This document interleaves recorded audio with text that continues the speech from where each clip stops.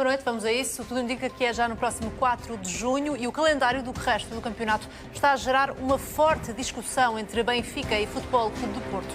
Tudo porque, tirando a última jornada da Liga, em que os dois têm obrigatoriamente de jogar à mesma hora, nas 9 rondas restantes, um dos rivais vai jogar 5 vezes primeiro e o outro 4. Neste momento, Benfica e Porto lutam para ver quem vai ter a vantagem, como consideram muitos treinadores, de jogar primeiro mais vezes e colocar pressão adicional sobre o adversário.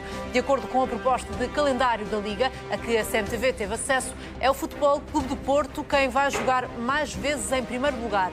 Já de acordo com a proposta da Sport TV, canal que tem os direitos de transmissão dos jogos, à exceção dos jogos do Benfica na Luz, é o Benfica quem joga mais vezes antes do Porto. O calendário definitivo deve ser conhecido já amanhã.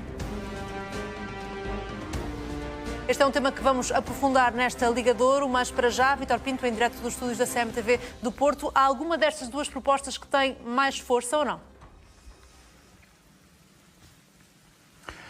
Sim, vai acabar por ter mais força sempre a proposta da Sport TV, Mariana Águas, e antes mais boa noite, porque os operadores televisivos têm muita força. Neste caso, deixa-me dizer-te que, pelo menos da forma como eu analisei a proposta da Sport TV, eu creio que haveria 5 jogos no mesmo dia e depois 2 jornadas em que o Futebol Clube do Porto jogaria um dia antes do Benfica e outras 2 em que o Benfica antes do Futebol Clube do Porto.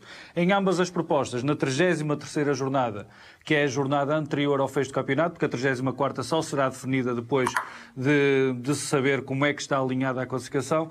Nessa jornada, o Futebol Clube do Porto recebe o Sporting e o Benfica, o Futebol Clube do Porto, o Moreirense, e o Benfica joga com o Aves fora, e em ambas as propostas o Futebol Clube do Porto jogará primeiro. É sem dúvida uma situação que vai ser alvo de amplo debate amanhã na reunião da Comissão Permanente de Calendários, mas com apenas uma certeza. Não vai interessar de forma nenhuma a Sport TV que existam jogos em simultâneo entre Porto e Benfica, portanto, havendo um número ímpar de jornadas antes do fecho do campeonato, algum dos clubes vai ter que ceder nesta situação. Vai ser tema de debate também nesta Liga de Ouro. Um outro tema do momento no futebol português tem a ver com Pedro Proença, que tem um lugar em risco na Liga de Clubes. O presidente do organismo está, neste momento, reunido por videoconferência com os presidentes dos 18 clubes da Primeira Liga. Em cima da mesa está a continuidade do presidente à frente da Liga. É enorme o descontentamento dos clubes, agravado pelo facto de Pedro Proença ter tentado que os jogos das 10 últimas jornadas fossem transmitidos em canal aberto à revelia dos clubes. Esta intenção choca com os interesses das operadoras televisivas, que são as principais fontes de receitas do futebol profissional. A continuidade de Pedro Proença na presidência da Liga está, por isso, em risco. Marcelo Rebelo de Sousa garantiu hoje que não recebeu a carta de Pedro Proença, que pedia a influência do chefe de Estado para que as operadoras televisivas permitissem a transmissão de jogos em sinal aberto. Ora bom, eu por acaso não recebi a carta, mas lia na comunicação social. Portanto, deve ter sido entregue na Presidência da República, mas não tinha recebido pessoalmente.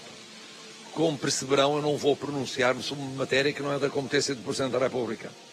É uma matéria sensível, que envolve realidades contratuais entre várias instituições.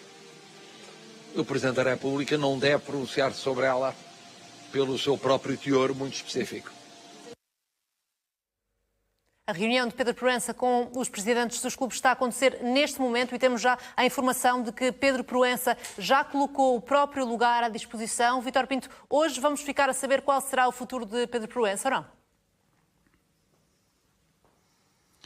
Ainda não, Mariana. Para sermos rigorosos, Pedro Proença disse aos clubes e entrou assim na reunião dizendo que o seu lugar está sempre à disposição dos clubes e face a toda a contestação das últimas semanas e alguns pormenores que vamos revelar em exclusivo durante este programa, era impossível que Pedro Proença pudesse passar sem uma clarificação daquilo que está a fazer à frente da Liga. Portanto, vai existir uma Assembleia Geral da Liga, sobre a qual iremos dar mais pormenores, mas uma Assembleia Geral da Liga no próximo mês, em junho, e a partir daí então vamos perceber se existem condições para que Pedro Proença continue à frente do futebol profissional, cumprindo o seu mandato até 2023. Vamos continuar a acompanhar também esta reunião de Pedro Proença. Está em risco o presidente da Liga de Clubes. Para já, olhamos ainda para o recomeço do campeonato. Já foram aprovados 12 estádios para o reinício da Liga. Outros 3 estão dependentes de correções. Hoje, o estádio do Bessa, do Boa Vista, e o estádio Cidade de Barcelos, do Gil Vicente, foram aprovados pela Direção-Geral da Saúde. Juntam-se, assim, à lista divulgada ontem pela Federação Portuguesa de Futebol, que continha os estádios de Futebol Clube do Porto, Benfica, Sporting, Sporting Braga, Vitória de Guimarães, Tondela, Marítimo, Portimonense, Passos de Ferreira e ainda a Cidade do Futebol. Há ainda 3 estádios que precisam de correções, tendo em conta as normas estabelecidas pela DGS para serem aprovados. Os estádios de Vitória de Setúbal, Desportivo das Aves e Rio Ave têm de fazer alterações até segunda-feira, dia marcado para a próxima inspeção. Os restantes recintos estão fora de questão para o recomeço do campeonato. Faltam 14 dias para o recomeço do campeonato. É 4 de junho que se inicia a jornada 25 da Liga. Estamos, por isso, a 2 semanas do regresso do futebol em Portugal. Um regresso que vai acontecer numa jornada que, já se sabe, vai ter a duração de 4 dias. Os jogos da jornada 25, que envolvem os 4 primeiros do campeonato, são o Famalicão Futebol Clube do Porto, o Benfica Tondela, o Santa Clara Sporting Braga e o Vitória de Guimarães Sporting. Nunca é demais dizer que pode contar com a CMTV para o acompanhamento ao segundo dos jogos decisivos para a atribuição do título no campeonato. O Benfica quer encaixar 20 milhões de euros com a venda de jogadores que não entram nos planos para a próxima época. O médio Krovinovic e o defesa Pedro Pereira são os que podem dar mais retorno financeiro ao Clube da Luz. Segundo o Jornal Record, a dupla, que joga na 2ª divisão inglesa, pode permitir um encaixe a rondar os 16 milhões de euros. Varela, Cádiz, Lema, Willock, Ferreira, Alfa Semedo e Feija são outros dos jogadores que estiveram emprestados esta época e que são dispensáveis. Zivkovic também está na lista de jogadores a negociar. O médio sérvio vai entrar para o último ano de contrato e tem um salário de 5 milhões de euros anuais. David Luiz contou que, numa altura em que estava em final de contrato com o Benfica, recebeu uma proposta do rival Futebol Clube do Porto. Em declarações à BTV, o defesa explicou que os pais aconselharam-no a rejeitar essa oferta. E eu vejo como as atitudes baseadas em princípios mudam a vida das pessoas. Eu lembro que eu tive uma proposta até do nosso arco-rival, Porto e tudo. E eu ligo para meus pais poderiam pensar de muitas formas, agora é a hora. E meus pais simplesmente falam para mim, não se cospe no prato que come. E aí eu já captei a mensagem, assinei pelo Benfica. André Almeida deve voltar ao 11 do Benfica no regresso do campeonato. O lateral direito está recuperado da lesão que o afastou dos relevados no início de fevereiro. Bruno Lage não vai abdicar da experiência do capitão da equipa nas 10 jornadas que faltam realizar. O entrosamento que tem com Pizzi na ala direita é também um dos fatores decisivos para o regresso do defesa ao 11. Com Bruno Lage, a dupla fez 40 jogos e venceu 34, ou seja, 85% de sucesso. O último jogo de André Almeida pelo Benfica foi a derrota por 3-2 com o Futebol Clube do Porto. Marcano vai falhar o que resta desta época. O defesa central lesionou-se com gravidade no joelho direito e vai ser mesmo operado. No treino de hoje, no Olival, o espanhol de 32 anos sofreu um traumatismo que resultou numa grave lesão que o vai afastar dos relevados durante vários meses. Titular absoluto com Sérgio Conceição, Marcano vai ser operado em breve para reconstruir o ligamento cruzado anterior do joelho. Pepe, Mbemba e Diogo Leite são os restantes centrais do plantel portista. Tens informações, Vítor Pinto, sobre como foi recebida esta lesão dentro do grupo do Porto? Nesta fase, aquilo que está a sentir é uma grande vontade de todo o grupo. Vários dos companheiros em darem força a Marcano estão naquela fase emocional da reação ao infortúnio do companheiro, como tem acontecido várias vezes no Futebol do Porto, é muitas vezes utilizado como uma força polarizadora do grupo e de união no grupo. Agora, a partir daí, colocam-se desafios e Marcano, com exceção de Corona, porque fez mais jogos na Taça da Liga e na Taça de Portugal, Marcano é um jogador que, a nível de Europa e campeonato, foi titular em todos os jogos do Futebol Clube do Porto, menos no encontro em que teve que cumprir castigo pelo quinto amarelo. Portanto, isso diz muito bem da sua importância no esquema de Sérgio Conceição e, sobretudo, é o central mais goleador, tem 6 golos e marcou vários golos decisivos esta temporada. Tendo em conta que se aproxima a fase quente do campeonato, seguramente Sérgio Conceição preferiria ter Marcano disponível. A seu tempo vamos discutir quem podem ser as alternativas.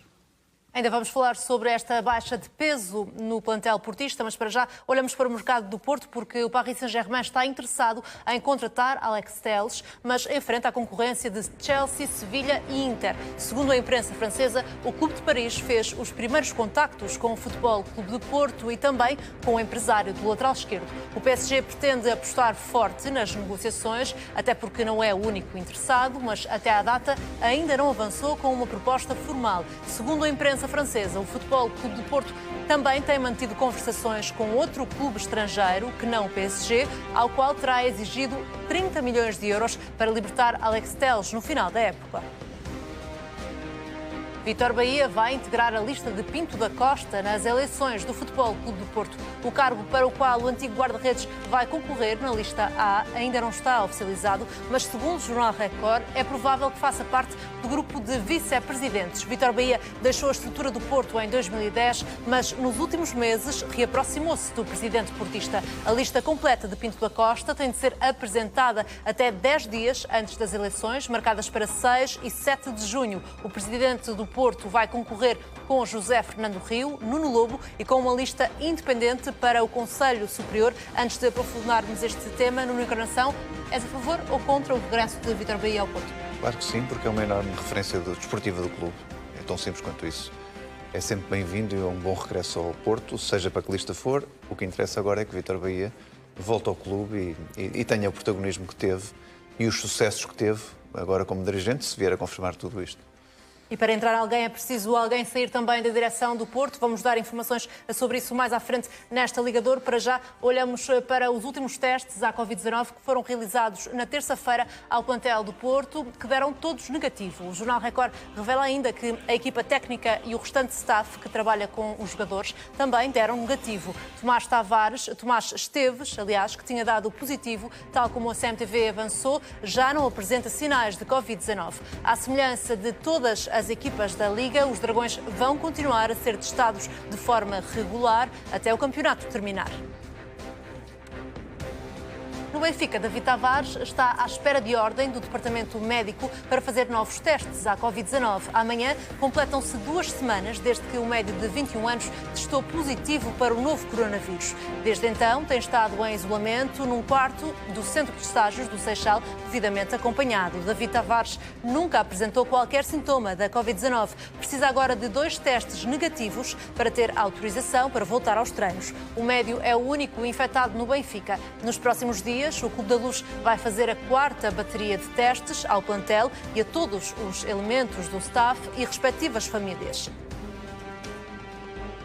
No Sporting, Sebastián Coates confessou que o regresso aos treinos foi difícil devido às restrições provocadas pela pandemia de Covid-19. À Sporting TV, o central realçou que o plantel está a tentar assimilar as novas ideias do técnico Rubén Amorim. Ten sido muy importante estos primeros días. Él intenta demostrar su idea y nosotros intentamos percibirla lo más rápido posible. Por ahora, como dice, los primeros treinos fueron más físicos y bueno, de a poco vamos intentando adaptarnos a la idea de un míster y esperemos que adaptarnos lo más rápido posible. Fue difícil por también estar acostumbrados a llegar a cumplimentar a los compañeros, a estar siempre brincando y bueno, al principio entrenábamos de a 4 por campo, tomando aseguranza también que era importante y que el club decía. O Manchester United está interessado em Nuno Mendes, lateral esquerdo de apenas 17 anos do Sporting. Segundo o Jornal Record, os ingleses voltaram a fazer uma abordagem pelo jovem jogador.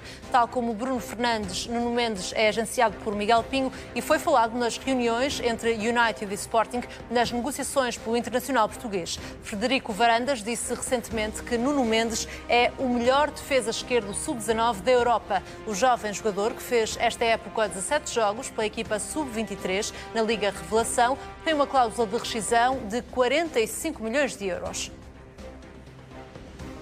Voltamos ao tema do momento. O calendário do que resta do campeonato está a gerar uma forte discussão entre Benfica e Futebol Clube do Porto. Tudo porque, tirando a última jornada da Liga, em que os dois têm obrigatoriamente de jogar à mesma hora, nas 9 rondas restantes, um dos rivais vai jogar 5 vezes primeiro e o outro 4. Neste momento, Benfica e Futebol Clube do Porto lutam para ver quem vai ter a vantagem, como consideram muitos treinadores, de jogar primeiro mais vezes e colocar pressão adicional sobre o adversário. De acordo com a proposta de calendário da Liga, a que a CMTV teve acesso, é o Futebol Clube do Porto quem vai jogar mais vezes primeiro. Já de acordo com a proposta da Sport TV, canal que tem os direitos de transmissão dos jogos, à exceção dos jogos do Benfica na Luz, é o Benfica quem joga mais vezes antes do Porto. O calendário definitivo deve ser conhecido amanhã. Vamos conferir agora o que falta jogar aos candidatos ao título na reta final do campeonato. Neste momento, há 2 propostas de data para cada jogo, uma da Liga e a outra da operadora televisiva, e terá de haver um consenso. O horário foi proposto pela Liga e também pode sofrer ainda alterações. Assim, começando pelo Porto, os Dragões visitam o Famalicão e pode acontecer esse jogo a 3 ou 5 de junho. Depois recebem o Marítimo, o jogo pode acontecer a 10 ou 13 de junho. Visita o Desportivo das Aves a 16 ou 20 de junho. A equipa de Sérgio Conceição recebe o Boa Vista a 23 ou 24 de junho. E finalmente visita o Passos de Ferreira a 28 ou 29 de junho. Nas últimas 5 jornadas da Liga, o Porto recebe o Belenenses a 2 ou 5 de julho. Depois visita o Tondela a 8 ou 9 de julho. Clássico com o Sporting que vai se realizar ou a 12 ou a 15 de julho. Recepção ao Moreirense, dia 18 ou 20 de julho, e no fecho do campeonato está agora agendado para 26 de julho, porque só na semana anterior é que vai ficar definido esse calendário da última jornada da Liga. Quanto ao Benfica, vamos olhar para os jogos que faltam. A equipa de Bruno Lage recebe o Tondela na jornada 25 a 3 ou 6 de junho, depois visita o Portimonense a 10 ou 13 de junho, visita o Rio Ave a 17 ou 20 de junho, recebe Santa Clara a 23 ou 24 de junho, e visita o Marítimo na Madeira a 28 ou 29 de junho. Nas últimas 5 jornadas da Liga, a equipa de Bruno Lage recebe Boa Vista a 2 ou 4 de julho, a 8 ou 9 de julho visita o Famalicão, recebe o Vitória a 12 ou 14 de julho, visita o Aves a 19 ou 21 de julho e finalmente fecha o campeonato com o derby frente ao Sporting.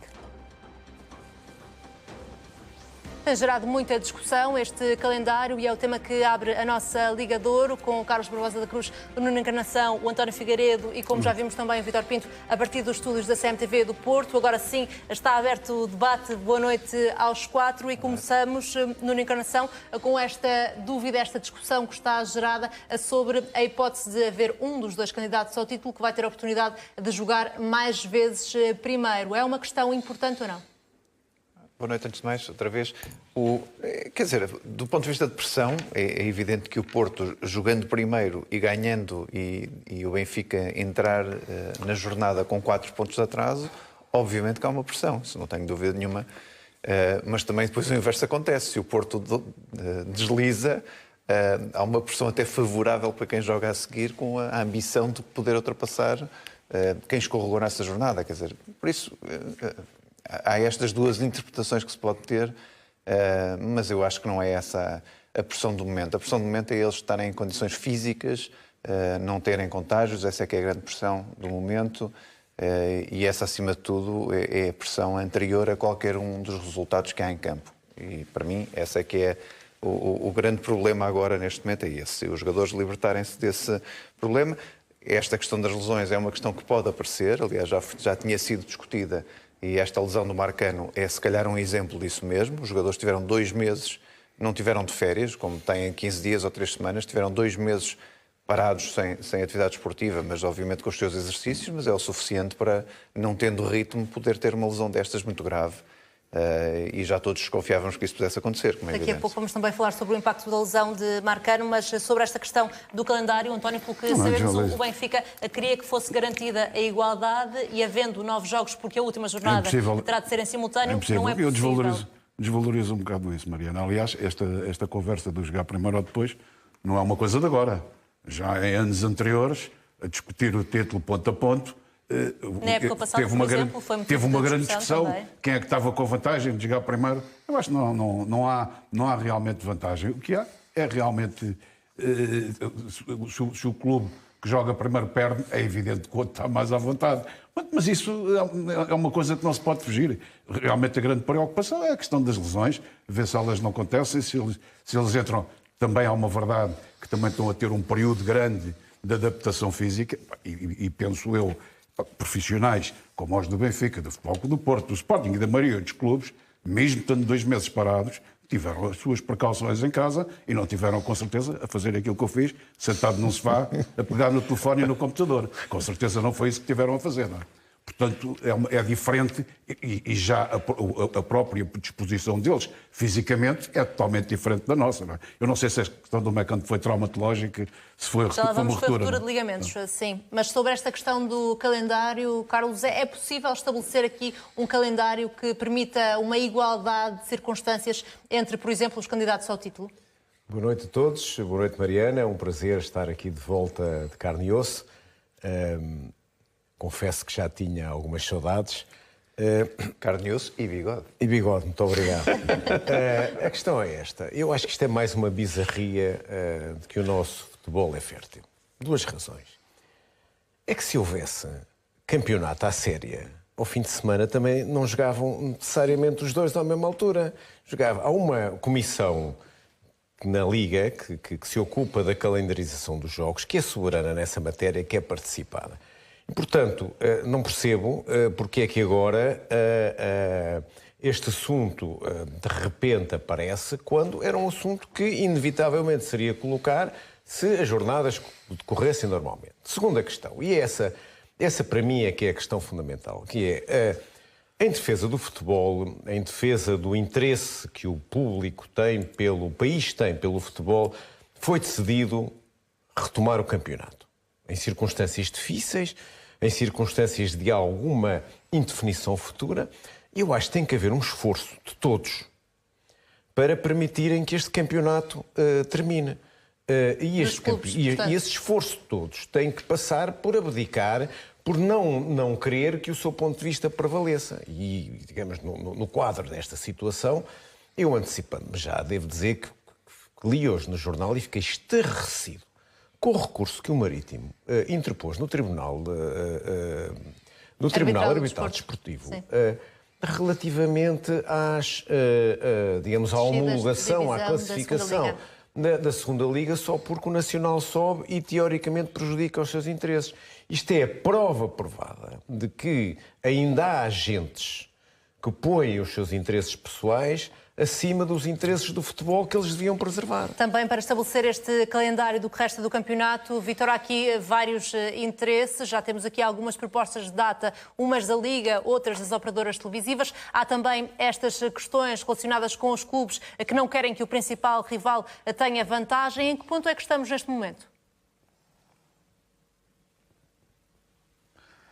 Vamos ver amanhã, vai ser uma reunião intensa da parte da tarde, creio eu, no âmbito da Liga. Os clubes reúnem por videoconferência, a Comissão Permanente de Calendários hoje não pôde resolver este problema por uma questão pessoal da diretora executiva de competições, Helena Pires, mas seguramente amanhã a questão dos calendários vai ficar resolvida. Deixa-me dizer-te isto, que é curioso, que a proposta da Liga propõe o Futebol Clube do Porto a jogar primeiro nas 25ª e 26ª, será as 2 primeiras, depois o Benfica joga primeiro 2 jornadas, o Futebol Clube do Porto joga primeiro outras 2 jornadas e o Benfica primeiro outras 2 jornadas.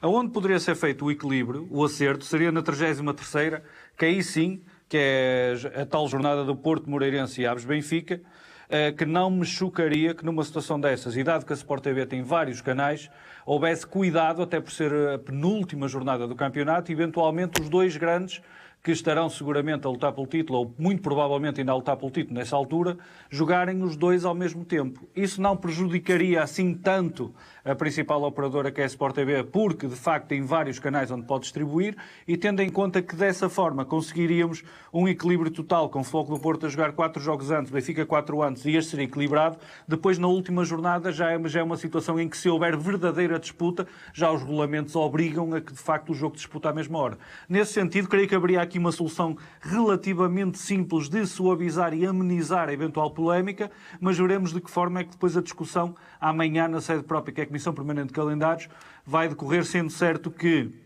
em alguns aspectos os treinadores desvalorizam o jogar primeiro, valorizam sobretudo o jogo, a conquista dos 3 pontos, não tanto o facto de dormirem ou não na liderança, mas há depois situações estratégicas que vão ter a ver com a data dos jogos, deslocações, eventuais deslocações, e depois aí jogadas que em determinados momentos já sabemos que estas reuniões de calendários levam a muitas fricções entre os clubes, e por vezes situações que mesmo nós não conseguimos entender como é que é possível algumas marcações serem feitas, derivam, por exemplo, ou derivam muitas vezes desses desentendimentos que acontecem à porta fechada da parte dos clubes.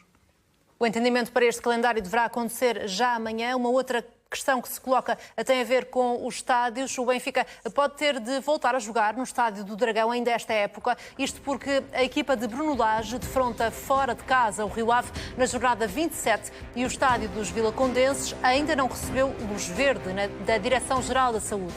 Só com algumas correções poderá ser utilizado na reta final do campeonato. Caso contrário, a hipótese mais forte é a equipa de Carlos Carvalhal utilizar o Estádio do Dragão até ao final da época.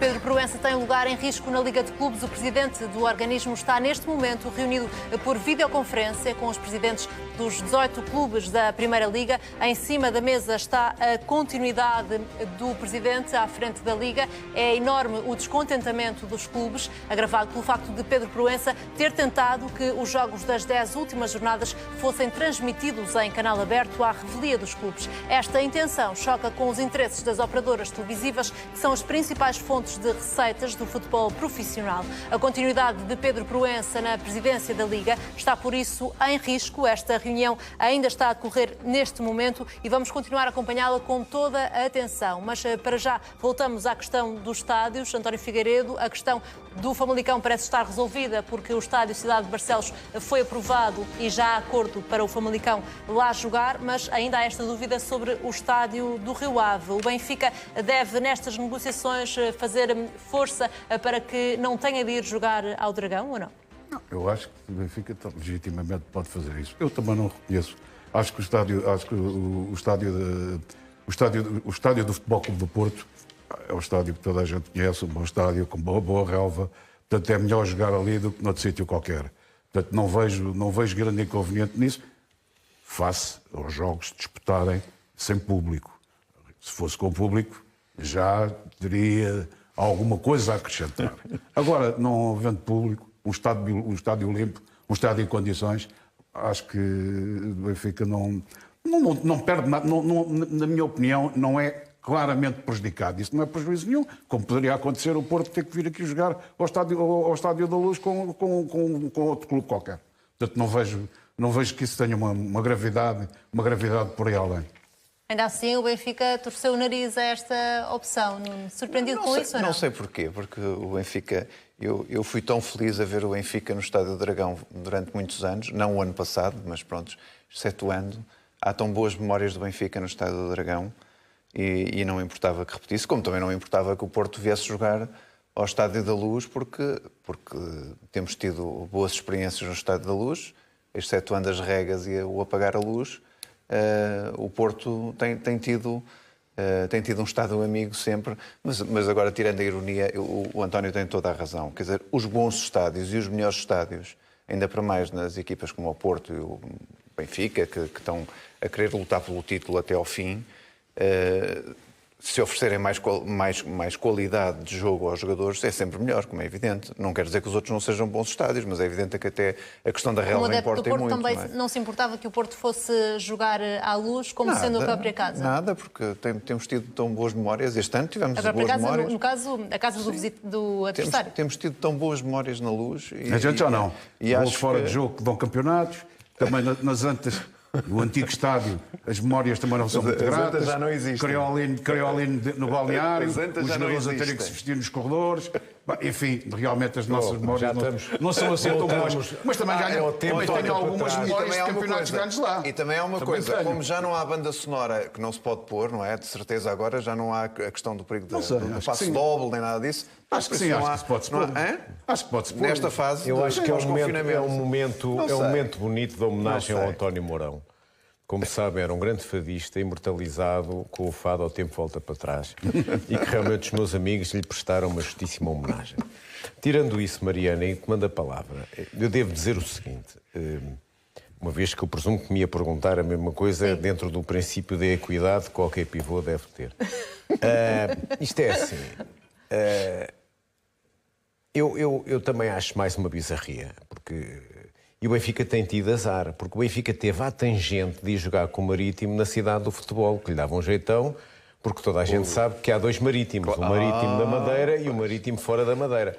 As coisas não se proporcionaram nessa matéria e o Marítimo lutou Mas pela segundo o sua presidente vida. do Marítimo, o Benfica estava disponível desde o início para lá ir Pronto, jogar. mas, enfim, ele também não podia dizer outra coisa, não é? Agora, sai a fava de ir jogar ao Dragão, contra o Rio Ave. Não necessariamente, ainda não está Pronto, certo. mas se for, eu acho repito, os clubes têm que encarar este fim do campeonato 2019-2020 com um espírito pragmático, com um espírito construtivo. Toda a gente sabia que havia estádios que não iam ser homologados, que não iam ser confirmados pela DGS e pela Liga, e que, portanto, havia acertos. E que, com a mesma naturalidade, que eu penso que se o estádio do Bonfim não fosse ou não for, eu julgo que ainda não está Também ainda não está, é um dos três que ainda tem o Setúbal reflexões poder para fazer. jogar em Alvalade ou na Luz com toda a naturalidade, porque é o estádio mais próximo e os clubes, quer o Sporting, quer o Benfica, com certeza dispensarão as suas estruturas para ele lá jogar. Faz parte daquele esforço que eu considero absolutamente fundamental de todos os clubes e todos os agentes do futebol para levar isto a bom porto, porque se cada um começar a puxar para o seu lado, garanto-lhe que isto não acaba. Sobre o estádio do Rio Ave, Vítor, alguma informação? Afinal, pode ou não ser aprovado este estádio? Pelo menos o Rio Ave não apresentou pedido oficial para ter outro estádio em espera, no caso não ser aprovado. Houve sempre convicção do Rio Ave de que o estádio do Rio Ave, também conhecido genericamente por estádio dos Arcos, seria aprovado. As obras estão em curso, creio que amanhã estarão terminadas. E tendo em conta que aquilo que foi essencialmente pedido foi um alargamento do balneário visitante, e seria, creio eu, o clube que teria a obra mais quer dizer, não é assim tão complicada, se pode resolver em 2 ou 3 dias, mas seria seguramente a intervenção mais complicada, seria a do Rio Ave, e o Rio Ave está a terminá-la. Será difícil que seja necessário o Rio Ave jogar noutro estádio. Eu acho é que mesmo que acontecesse uma impossibilidade do Rio Ave jogar em Vila do Conde, independentemente de tudo, teria que ser escolhido o melhor palco para se disputar o jogo. Não ficaria contente se fosse designado o Estádio do Dragão, mas também não poderia ser qualquer clube a exercer pressão, dado que, por exemplo, teria o Rio Ave que recorrer a um estádio que já estivesse homologado. E quanto aos estádios que já estiveram homologados, estão todos praticamente preenchidos, realmente haveria seguramente essa possibilidade de jogar no Dragão. No entanto, creio que amanhã ficará desfeita, Mariana. Dúvidas para se desfazerem amanhã com mais uma reunião, mas tem sido um processo longo, até porque estamos a viver algo que nunca vivemos. O futebol português prepara um reinício com muitas condicionantes. Olhando para todo o quadro, António, parece-lhe possível que tenhamos um final de campeonato com verdade desportiva e com equidade para todos os clubes, ou não? Verdade desportiva, acho que sim. Mariana, o grande problema é que todos nós, toda a gente no nosso país e no mundo, estamos a viver uma altura muito especial. Portanto, obviamente, que é uma altura de entendimento, até no futebol, do que estarmos a ter questiúnculos e coisas de menos importância. Portanto, há coisas muito mais importantes, e esta peste veio comprovar o quão pequenos nós somos.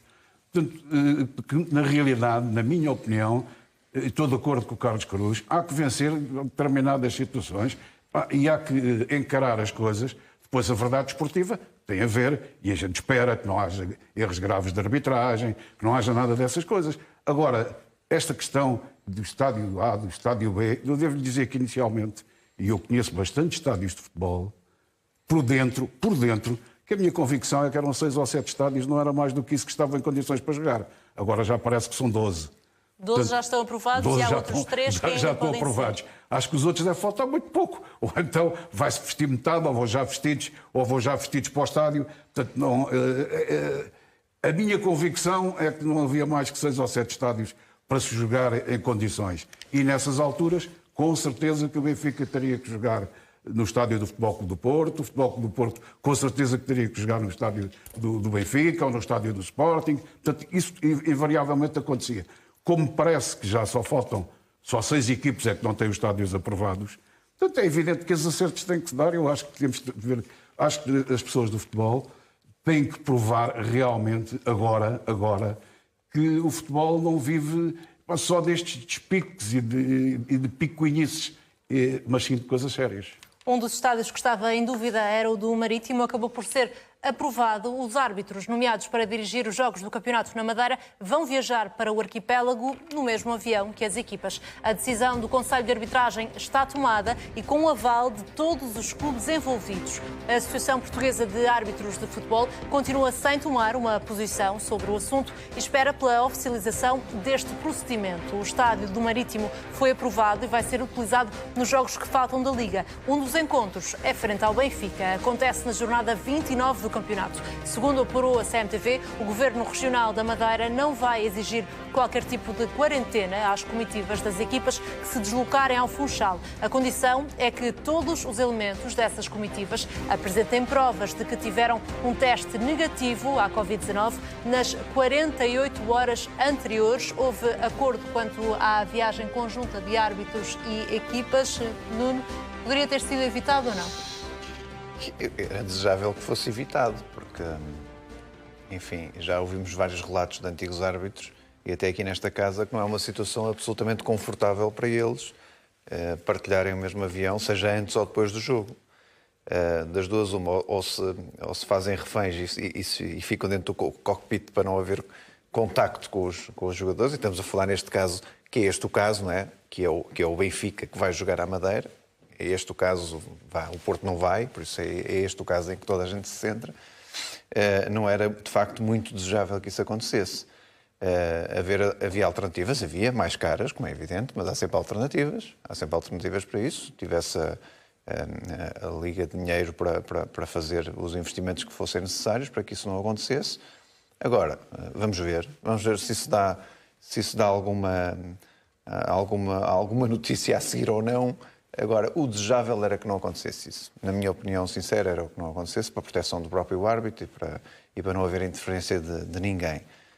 Porque não acredito que... Imaginem só o cenário, que o Benfica sai do estádio dos Barreiros prejudicado em alguns lances. Como é que é a viagem de regresso, não é? É um enorme túnel aéreo. Como é que é a viagem de regresso? É o túnel dos Barreiros. Eu sei que é 1h40. A 10 mil metros. Eu sei que é para aí 1h40 ou 2 horas, praticamente, consoante os ventos, porque conheço bem a Madeira e sou neto madeirense e filho de madeirense, e por isso sei muito bem o tempo de espera no aeroporto, que o aeroporto não é grande, o tempo da viagem. Imaginem que há vento a mais e o avião não levanta voo, aquele convívio do árbitro com os jogadores, deve ser uma coisa maravilhosa, não é? É ou não uma situação desconfortável para os árbitros, António? Olha, eu acho que a gente tem que relativizar estas coisas todas. Sinceramente não vejo grande importância. Para além disso, o Nuno falou na questão do Benfica ser prejudicado. O Benfica também pode ser beneficiado e lá estão a dizer que o árbitro foi a receber conselhos matrimoniais no caminho. Não, aí o árbitro para a Madeira. António, aí o árbitro vinha nada de castigo. Agora, que realmente pode criar, no regresso, pode criar, até porque vem nos aviões também vêm adeptos. Os adeptos que forem têm que vir também no mesmo avião. Portanto, que pode criar situações desagradáveis para o próprio árbitro, seja qual for o resultado. Porque o árbitro já arbitrou outros jogos no passado, de certeza, não vai arbitrar pela primeira vez o Benfica. Pode criar situações desagradáveis? Pode lá, isso pode. Não vejo que seja também uma situação para a gente estar a fazer dela uma guerra, uma disputa. No bom espírito, até a carrinha do Benfica ia buscar o árbitro a casa, levava para o Porto e podiam partilhar tudo. Eu tenho uma proposta muito mais simples. Qual é que é a sua proposta? Não precisa depois ter no carro próprio para ganharem algum. É óbvio que a partir do momento em que os jogos, o Marítimo joga na Madeira, ao contrário do Santa Clara, que aceitou jogar na cidade de futebol, e tendo em conta a escassez de voos para o Funchal, esta situação era inevitável. E nós só temos que esperar que corra bem. Corra bem. A alternativa... Esperar e desejar que corra bem. A alternativa é que os árbitros viajem de barco. E, portanto, vão de barco, levam o tempo que levarem, carga expresso, e, portanto, está garantido a separação de águas. Agora, não sei se há senhores árbitros que enjoam, e que chegam lá... Enjoam, mas é para os adeptos. Alguns enjoam, preferem ser, de alguma maneira... não direi insultados, mas aquele diálogo muito picadinho que há sempre, não é?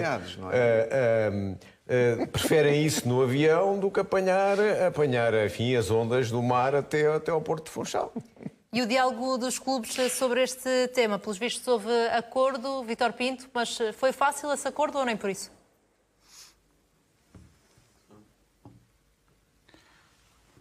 Desculpa, Mariana, que estava a receber indicações sobre a Assembleia da Liga. Podias repetir a pergunta, por favor? Já agora pode já dar-nos informações sobre essa reunião, mas a minha questão era sobre o acordo que, pelos vistos, já houve entre os clubes para que os árbitros viajem também com as equipas para a Madeira, se esse acordo foi fácil ou não. Sim. Muito bem. Sim.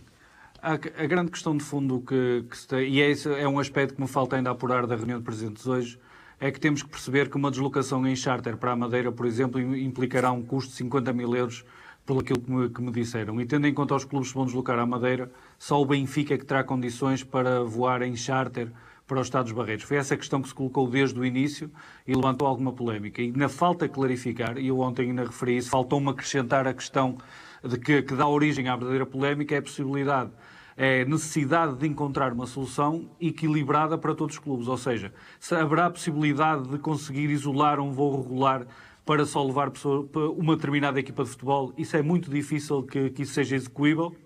No entanto, o Benfica dispõe de meios que os outros clubes não têm e a partir do momento que o Benfica possa alugar um charter, levanta-se a segunda questão, que é o Benfica terá que permitir eventualmente que os árbitros viajem num avião fretado por si para viajar até à Madeira? São muitas dúvidas que ainda estavam em cima da mesa. Ao longo do dia 2 tentei fazer perguntas a esse respeito, mas não havia certeza nenhuma sobre como é que o problema ia ser ultrapassado. Inclusivamente era uma questão que teria que ser levantada, segundo me disseram, ainda hoje, provavelmente na reunião dos presidentes, ou muito rapidamente para ser encontrada a tal solução equilibrada, porque vamos ser objetivos, Mariana. É muito bonito o Marítimo poder jogar em casa, respeitamos a diversidade regional do país, mas depois existem questões objetivas, logísticas para resolver, e esta é uma delas que implica custos face às exigências das autoridades de saúde. Se queremos manter a bolha limpa, a tal proteção exacerbada a todas as pessoas que estão ligadas ao espetáculo para minimizar a possibilidade de infecção com a Covid-19, temos também que perceber que isso tem custos e até agora ainda não se percebeu quem é que vai pagar e sabe perfeitamente só o Benfica é que pode alugar charters. E sobre a reunião que está a decorrer neste momento, disseste que estavas a receber algumas informações. Em que ponto é que estamos, nomeadamente em relação ao futuro de Pedro Proença? Mariana, a reunião já terminou, foi uma reunião muito quente, com discussão violenta a dada altura, por várias descrições que já me chegaram, mas Pedro Proença, por agora, fica no cargo e a sua situação vai ser discutida numa Assembleia Geral a 9 de junho, dado que, diretamente, que eu tenha conhecimento, não houve nenhum clube que tenha pedido diretamente a demissão de Pedro Proença. Aquilo que aconteceu apenas foi que, além de Pedro Proença ter dito que tinha sempre lugar à disposição dos clubes, foi a frase de Pedro Proença perante os clubes, tinha sempre lugar à disposição, portanto, está disponível para debater a sua continuidade, é isso que vai acontecer na próxima Assembleia Geral. A situação mais agressiva que aconteceu e mais veemente foi assumida pelo presidente do Sporting de Braga, António Salvador, que percebendo que não era o local próprio, por exemplo, para conseguir uma demissão do presidente da Liga, colocou a questão de uma maneira diferente. Exigiu a demissão, ou exigiu pelo menos a responsabilização dos clubes que pertencem à direção da Liga. E os 3 grandes estão na direção da Liga, além da Federação Portuguesa de Futebol, por exemplo, e mais alguns clubes estão representados, 2 da Primeira Liga, 3 da Segunda Liga, salvo erro. E a ideia de António Salvador era simples. Se, eventualmente, Pedro Proença enviou cartas para a Presidência da República, para o Governo, a pedir transmissões de jogos em canal aberto, sem dar conhecimento aos clubes que estão representados na Liga, ou melhor, dando conhecimento aos clubes que estão representados na Liga, e esses clubes teriam também que pedir admissão, dado que teriam pactuado com algo que seria negativo para os clubes, dado que essas cartas é aquilo que foi legado pelos clubes, a minha opinião provavelmente é ligeiramente diferente, mas gerou desconfiança nas operadoras de televisão. Por outro lado, se estavam lá e não tinham conhecimento, também não estão lá a fazer nada. Foi clara mais ou menos as frases que António Salvador proferiu perante os clubes e, nesse sentido, procurou dar um murro na mesa, exigindo que seja reativado o debate em relação ao modelo de governação da Liga, eventualmente se clubes devem estar representados na direção da Liga ou não. Agora, a situação não avançou muito mais do que isso, em primeiro lugar, porque uma demissão do Presidente da Liga tem que acontecer em Assembleia Geral e vai haver uma Assembleia Geral em junho, e o facto é que vários clubes, têm conhecimento de vários clubes, que chamaram a atenção que, tendo em conta o momento que o país atravessa, que o futebol atravessa, as incertezas que existem até em relação à retoma do futebol, vamos esperar que corra tudo bem. Mas o facto é que ainda há grandes desafios para superar. Este não era o momento, provavelmente um pouco como eu disse ontem no Ligador, este não seria o momento ideal para decapitar a Liga e mudar e provocar uma crise que poderia agravar-se e criar um vazio de poder no futebol profissional português numa altura tão complicada. De qualquer forma, mesmo que os ânimos possam ter ficado um pouco mais apaziguados, ou pelo menos adiando os momentos de maior fricção para a próxima Assembleia Geral, o facto é que Pedro Proença está muito pressionado.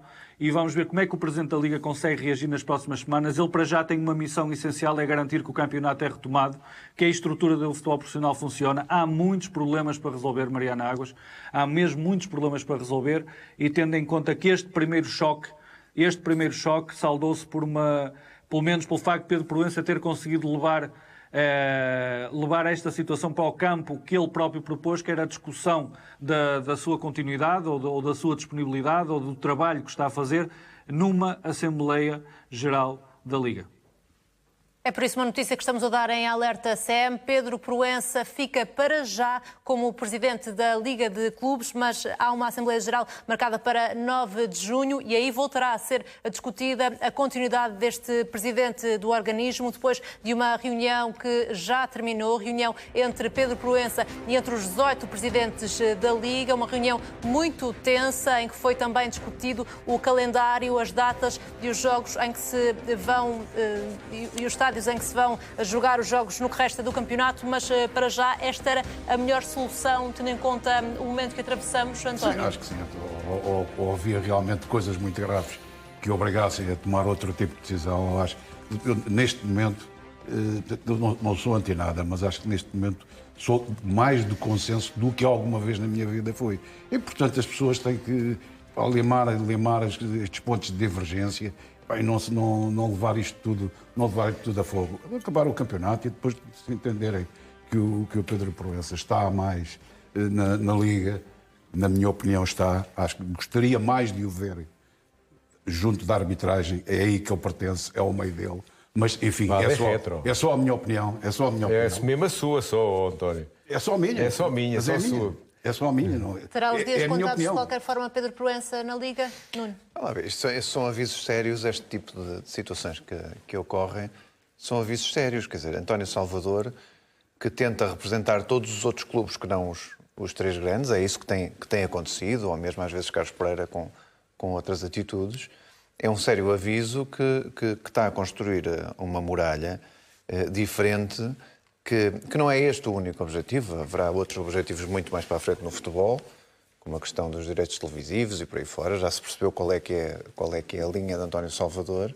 E este é mais um embate entre António Salvador e os 3 grandes. Vamos voltar a falar sobre ele também, sobre uma nova aliança que se criou no futebol português entre 2 rivais. É seguir a uma curta pausa nesta Ligadora. Até já.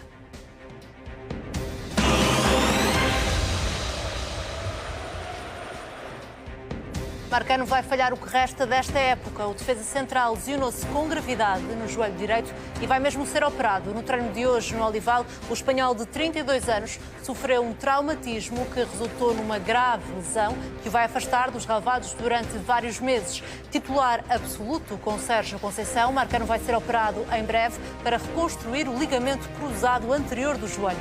Pepe, Mbemba e Diogo Leite são os restantes centrais do plantel portista. Olhando para esta lista de centrais, é uma baixa preocupante para o resto do campeonato, Nuno? É, porque o Marcano tinha sido um dos titulares sempre presentes. Depois, com a lesão do Pepe, o Mbemba assumiu também um lugar preponderante e tinha sido esta a dupla que tem sido encontrada nos últimos jogos. E obviamente, e além do mais, se não estou em erro, tem 6 golos no campeonato, o que obviamente para um defesa central é muito importante e é sinal que decide também quando tem que decidir alguns jogos e está no sítio certo e no lugar certo. E por isso é preocupante, eu continuo a dizer, isto provavelmente é fruto, eu acho que mais lesões destas podem acontecer.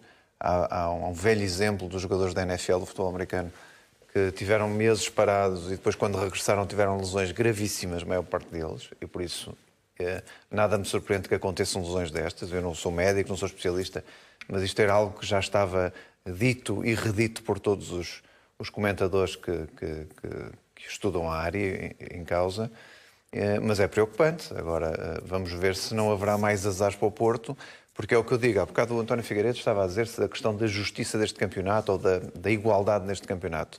Eu volto a pôr em cima da mesa aquilo que tenho dito ao fim de muito tempo. Se houver lesões destas, fruto de paragem, que nós sabemos que acontecem fruto de paragem de 2 meses, se houver contágio, como eu digo, imaginem que há 2 centrais da equipa titulares que têm o vírus, ou os 2 melhores atacantes, ou os 3 melhores atacantes têm. A justiça desportiva para você era o campeonato ter acabado e o Porto ser campeão. Não, mas na altura... pouco um bocadinho, se faz favor, não é? Agora, só estou a dizer, se isto acontece no meio das 10 jornadas, e se há provas Mas essas circunstâncias são iguais para todos, ou não? Claro, Mariana, são iguais para todos, mas este é um caso excepcional. Não é? Não estamos a falar de uma gripe. Este é um vírus que fez com que o futebol parasse 2 meses. Não é? E por isso é que eu estou a dizer, se houver uma equipa que é contagiada com 10 jogadores e eram os 10 titulares, vamos imaginar o cenário, ou os 3 melhores marcadores da equipa, e que não podem jogar, e depois dificilmente podem jogar no próximo mês. O que é que acontece? É uma situação de igualdade? Daqui a pouco vamos falar sobre essa situação, até porque há casos de infecção, mas sobre as lesões há aqui também um risco maior, Carlos, dada a paragem que todas as equipas tiveram. Em particular, no Porto, teve a boa notícia da recuperação de Pepe, mas agora uma baixa de peso. Para a luta pelo título fica mais frágil a equipa de Sérgio Conceição? Mariano, o bom é o inimigo do ótimo e por aí abaixo. A questão que estava aqui a discutir era... ou se respeita a versão mais próxima da verdade desportiva, ou o campeonato é homologado à maneira belga. Felizmente imperou o bom senso e decidiu-se avançar com o campeonato nas condições especialíssimas em que estão previstas.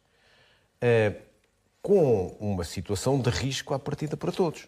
Ou seja, todos os clubes assumiram, ao aceitar participar nesta reprise das competições, e tanto quanto eu sei, nenhum clube se mostrou contra a retoma do campeonato, como é óbvio, isso envolve riscos de lesões, embora eu não acredito, porque todos os jogadores seguiram um plano de treino, os jogadores têm um período de aclimatação antes de entrar em competição e, portanto, o risco de lesão do Marcano era o risco que ele teria se tivesse um treino à segunda-feira ou à terça-feira depois dos jogos. Quanto à contaminação, esse sim é um risco mais grave. Estávamos a falar sobre a contaminação. Esse é um risco mais grave, porque pode acontecer que um determinado clube tenha índices elevados de contaminação, mas eu diria que, se for o caso, é um risco inerente ao facto desse clube ter aceito competir nestas circunstâncias e não há volta a dar. Sobre esta lesão... Não é possível dissociar em nenhuma competição desportiva o fator sorte. E este é um dos casos. Sobre esta lesão em particular, Vítor Pinto, já sabes, tens informação sobre qual será a mais provável dupla de centrais do Porto para o arranque do campeonato? Mariana, tendo em conta que durante o período de afastamento de Pep, porque é um aspecto quase que nos passa um bocadinho despercebido face a toda esta confusão, mas Pep já não faz 90 minutos desde meados de dezembro, são praticamente 5 meses. Obviamente que o futebol parou, mas Pep esteve muito tempo a entrar e a sair da equipa e sem regularidade competitiva e sem poder disputar 90 minutos com normalidade. Simplesmente depois foi chamado em alguns momentos críticos, onde teve algum protagonismo e isso foi disfarçando a situação.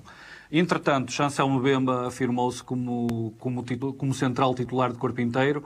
Era um central que veio com o cartel que trazia, parecia já dar alguma confiança, mas demorou algum tempo a assumir-se. Neste momento parece-me claramente um jogador que dá confiança a Sérgio Conceição e, por outro lado, Pep, estando em boas condições físicas, será naturalmente titular. Portanto, é de esperar que a principal dupla de Sérgio Conceição em condições normais seja composta por Pep e Mbemba. No entanto, este período da pandemia teve um efeito curioso, que foi Diogo Leite, que não tem sido muito utilizado, que não tem contado muito para este Totobola.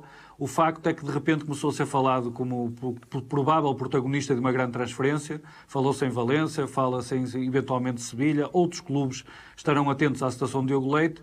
E se Diogo Leite, que é um central esquerdino, tem condições para ser pretendido por clubes europeus de alguma dimensão, seguramente também mal seria se não contasse para o Futebol Clube do Porto em caso de necessidade. Portanto, eu diria que em situação normal, em condições normais, Pep e Mbemba são os centrais titulares, Diogo Leite estará à espreita para alguma eventualidade. A contrastar com a má notícia da lesão de Marcano estão os últimos testes que foram feitos pelo Porto à Covid-19. Foram feitos na terça-feira e deram todos negativo. O Jornal Record revela ainda que a equipa técnica e o restante staff que trabalha com os jogadores também deram negativo. Tomás Esteves, que tinha dado positivo, tal como a CMTV avançou, já não apresenta sinais de Covid-19. À semelhança de todas as equipas da Liga, os Dragões vão continuar a ser testados de forma regular até o campeonato terminar. David Tavares está à espera de ordem do Departamento Médico do Benfica para fazer novos testes à Covid-19. Amanhã completam-se 2 semanas desde que o médio de 21 anos testou positivo para o novo coronavírus. Desde então tem estado em isolamento num quarto no centro de estágios do Seixal, devidamente acompanhado. David Tavares nunca apresentou qualquer sintoma da Covid-19. Precisa agora de 2 testes negativos para ter autorização para voltar aos treinos. O médio é o único infectado no Benfica. Nos próximos dias, o Clube da Luz vai fazer a 4ª bateria de testes ao plantel e a todos os elementos do staff e respectivas famílias. Os 2 grandes, António Figueiredo, neste momento parecem estar em situações estáveis, também com alguma polémica à mistura no que diz respeito ao revelar ou não revelar os casos de infecção. Neste momento e nestas discussões da Liga, isso também deveria ser estabelecido ou não? Eu acho que sim. Eu acho que devia ser sempre feita a divulgação.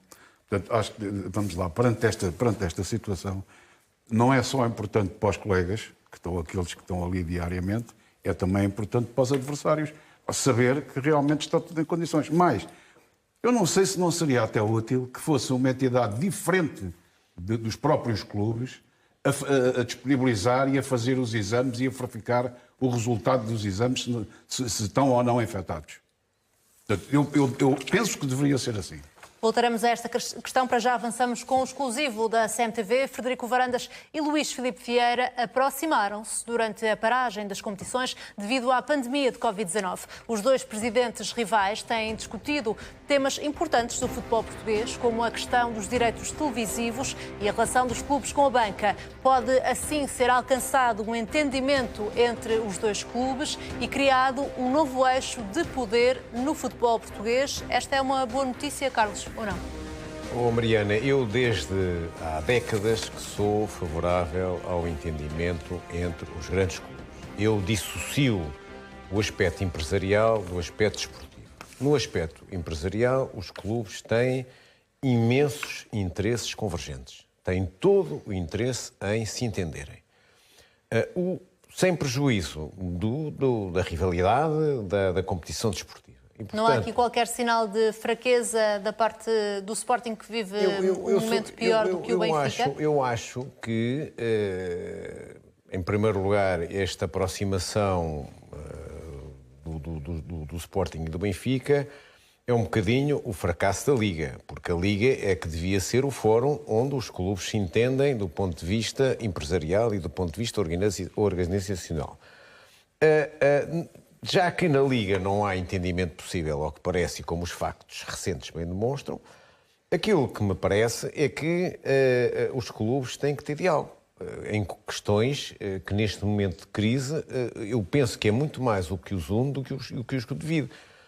Mas rejeito totalmente que haja aí este poder, porque as pessoas têm que se entender e os clubes têm que entender que fazem parte de uma indústria, que essa indústria tem que obedecer a princípios, tem que obedecer a uma certa ética que se impõe, que seja implementada e que tem que andar da redia desta indústria e que lhe dá algum mau nome, algum mau ambiente, que com toda a franqueza não aproveita a ninguém. Portanto, eu sou favorável a que os clubes, a que os grandes, os pequenos, mas sobretudo o Sporting e o Benfica, que são referências do futebol nacional, se entendam em aspectos que são de interesse comum. Como o Porto. Atenção, não estou a deixar de fora o Porto, antes pelo contrário. Mas vamos introduzir o Porto. Afinal, preocupa ou não esta aproximação entre Benfica e Sporting? Se me disserem assim, foi Vieira que tomou a iniciativa de falar com o Varandas, cheira-me estupro. Se me disserem o contrário, foi Varandas que tomou a iniciativa de falar com Vieira, aí ainda há então não coisa percas esse raciocínio só para percebermos se o Vítor tem alguma informação nesse sentido. Tens, Vítor? Não, nenhuma informação fantástica para variar, até porque estava aqui a tentar perceber uma coisa, por exemplo, era se dos três grandes alguém tinha sido particularmente agressivo em relação a Pedro Proença, ou se tinha solicitado a admissão, mas parece-me que, e mais à frente vamos dar mais detalhes sobre o que aconteceu na reunião dos clubes, parece-me que a intervenção do Sporting de Braga, responsabilizando os grandes, criou ali uma situação muito complicada. Portanto, mais à frente vamos explicar muito bem aquilo que se passou e acho que vai valer a pena porque passaram situações que importa escalpelizar aqui. Em concreto, eu acho que este fator da aproximação resulta claramente toda a consciência que o futebol português ganhou durante este período da Covid, do peso que o futebol tem, do peso social que os três grandes têm e das possibilidades que isso permite, ou as possibilidades que se abrem caso os grandes saibam conjugar as suas forças no plano organizacional, no plano do marketing, que é fundamental, no plano político, no sentido de conseguir algumas vantagens e discussões têm que se fazer no futebol português, desde a fiscalidade do futebol, desde a concorrência em relação àquilo que se passa noutros países europeus, e esta presença junto do poder político mostrou que os grandes têm muita força e podem usá-la de uma maneira construtiva, menos para gabinetes de comunicação estarem em constante troca de acusações, menos para haver tricas diárias nos meios de comunicação social, também numa altura destas para conseguir algo positivo para o futebol. E provavelmente estamos a ver as imagens, os três presidentes estiveram ali, provavelmente também Varandas e Luís Filipe Vieira tiveram a oportunidade de conversar, viram que existiriam ali pontos de contacto.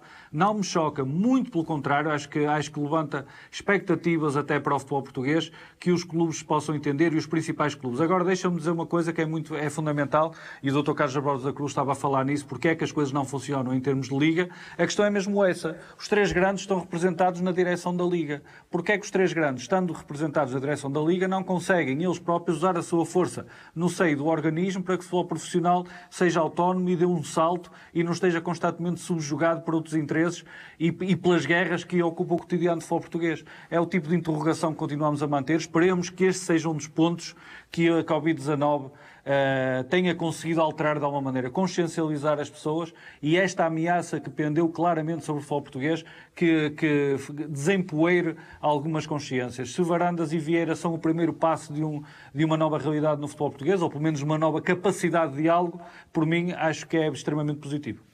Mantém-se a dúvida sobre quem é que afinal deu o primeiro passo e para ti, Nuno, isso é importante. Porquê? É porque Vieira já é já anda nisto há muitos anos. E até antes com o Alverca, por isso não é um exclusivo do Benfica. Ele foi presidente do Alverca, por isso já anda nisto há muitos anos. Sabe muito do mais. Porto, ou não? Já foi, não é? Já foi sócio do Porto, portanto mas até pode congregar, dada a sua transversalidade, pode congregar aí as boas vontades, não acha? Eu acho, ele sabe muito mais de todo este sistema do que Varandas, evidentemente. Agora, vou acompanhar aquilo que o Vítor Pinto disse, mas não esquecer o seguinte: há presidentes dos clubes que ficam mais fortes se mostrarem um ódio ao rival, não é? Tem acontecido isso em Portugal, infelizmente tem acontecido isso em Portugal. Eu acho que agora esta geração está diferente e os tempos são outros e provavelmente seria uma boa altura para mudar este chip que muitos presidentes têm tido. Houve um episódio com 3 adeptos do Sporting que ficaram feridos, mas é fruto... 15 alegadamente adeptos do Benfica, não ficou provado, mas houve uma reação do Sporting, inclusivamente, em que lembrou a morte do adepto vítima do Very Light.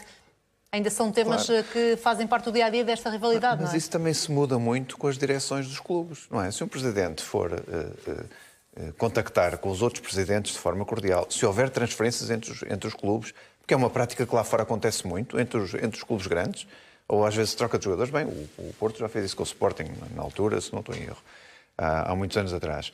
E isso são coisas normais no dia-a-dia do futebol, porque o futebol é uma indústria, são empresas que estão, há um mais debilitado. Mas para ficar claro, se for Frederico Varandas quem deu o primeiro passo, haverá aqui uma Acho que é uma boa aproximação intenção. Acho que sim. Bem intencionada, e se tiver sido Luís Filipe Vieira já colocas algumas dúvidas. Tenho algumas dúvidas, gostava de perceber qual é que é o real valor da intenção, mas pronto, mas é a minha dúvida legítima de pessoa que anda nisto há muitos anos e que observa, pronto, mas não... É legítima esta dúvida relativamente a Luís dúvida Filipe dele Vieira, é ou não, legítima. António? Quem sou eu para tirar a legitimidade à dúvida dele? A dúvida dele é legítima. Agora, eu acho e folgo que isso aconteça. E é realmente bom. Muitas vezes há uma coisa que tu disseste que não corresponde à realidade. A rivalidade, muitas vezes, é mais entre as massas associativas do que propriamente Nós estamos a ver também questão do no Very canto Light. inferior do nosso Sucedeu ecrã quando nós as estávamos, imagens era pela das minha tais direção, agressões estávamos há de poucos ótimas dias. relações com o Sporting. Portanto, não havia nada, fomos bem recebidos, recebíamos bem o Sporting, tudo bom. E aconteceu aquilo.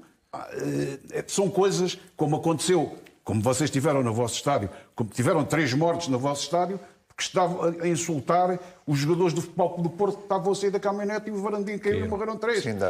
Isto são coisas que são vicissitudes que acontecem no futebol, mas é evidente que é extremamente positivo que os dirigentes deem o exemplo. Os dirigentes dando o exemplo, há muito mais gente, há muito mais gente perto. Há muita rivalidade induzida.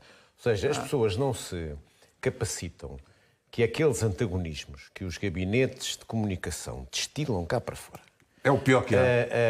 Aquela sistemática acrimónia, Os próprios presidentes tem ondas de choque. nos últimos anos e nos Estamos de últimos acordo, meses, estamos de acordo. Carlos, Isso é... E os próprios presidentes, nos últimos anos e nos últimos meses, têm Mariana, de viva voz, sem ser pelos departamentos de comunicação, Mariana, têm depois tratado atrás. posições É um diferentes. modelo. Mas eu pergunto quem é que manda nos senhores que estão à frente da comunicação dos clubes. Como é óbvio, Eles são fazem isso contra os instrumentos, são presidentes caixas dos de clubes. ressonância. Não fazem. Agora, Não é? Há de chegar um momento, e talvez o Covid tenha tido esse mérito, não é? Olha, algum mérito tenha esta desgraça, de que os presidentes se capacitem, que o modelo de gestão e o modelo de atuação não serve, está esgotado, diminui o futebol. Claro. E devo-lhe dizer mais.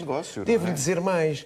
Preocupa-me extraordinariamente que o principal patrocinador da Liga se tenha retirado. Se calhar não é uma retirada assim tão inocente, se calhar são professores... Agora ainda não seja certa essa Mariana, retirada, não é? É um rumor que corre, é desastroso para o futebol, porque patrocinadores da Liga, num país pequeno como Portugal, não há para aí aos pontapés. E se calhar eles fizeram contas e chegaram à conclusão que o dinheiro que investiam e que gastavam em patrocinar a Primeira Liga com estes agentes não lhes interessava, não Já lhes vamos traziam à Liga notoriedade. também, mas, Vítor, porquê é que estamos aqui a falar de uma aproximação entre os presidentes de Benfica e de Sporting e não estamos também a falar de Pinto da Costa?